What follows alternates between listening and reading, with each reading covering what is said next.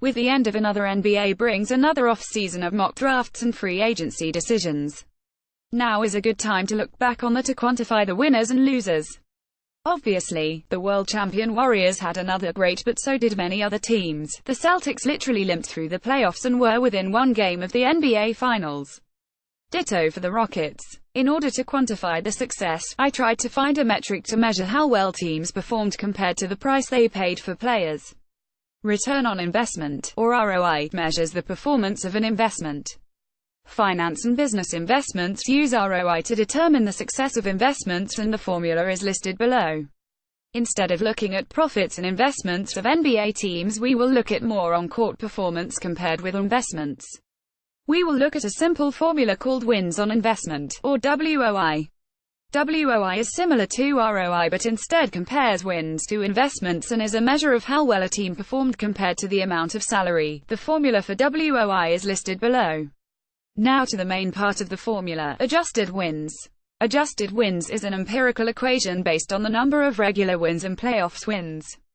Regular wins are multiplied by 2 because a 50-win team that spends approximately near the salary cap value, $99 million in 2017-18, is considered a non-negative WOI. Secondly, each round in the playoffs is worth more adjusted wins and the multipliers for each round grow exponentially. As teams advance in the playoffs, they are closer to the final goal of reaching a championship and the competition is much more challenging and intense. Finally, to control teams that had easier matchups, i.e. the Eastern Conference, I added in the opponent's simple ranking score, or SRS, for each round. The adjusted wins formula provides a simple yet accurate measure of the success of each team. The graph below highlights the total salary, dark team color, and the adjusted wins, transparent team color.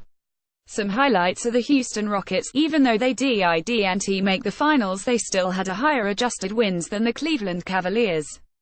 The Rockets had a much better regular with a tougher Western Conference schedule and were within one game of beating the Warriors.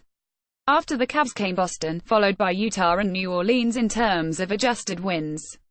After calculating adjusted wins, we can now calculate WOI. The graph below shows the WOI for each team.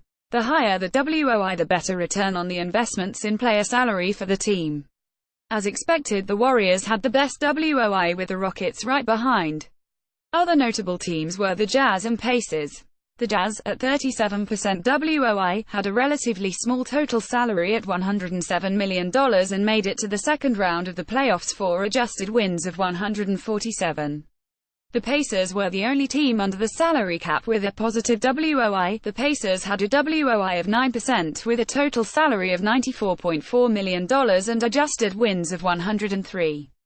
On the other hand, the worst WOI performers were the Memphis Grizzlies at -60% WOI and Phoenix Suns at -55.7% WOI. To sum up, if we were to offer awards based off WOI, we might offer some of the following.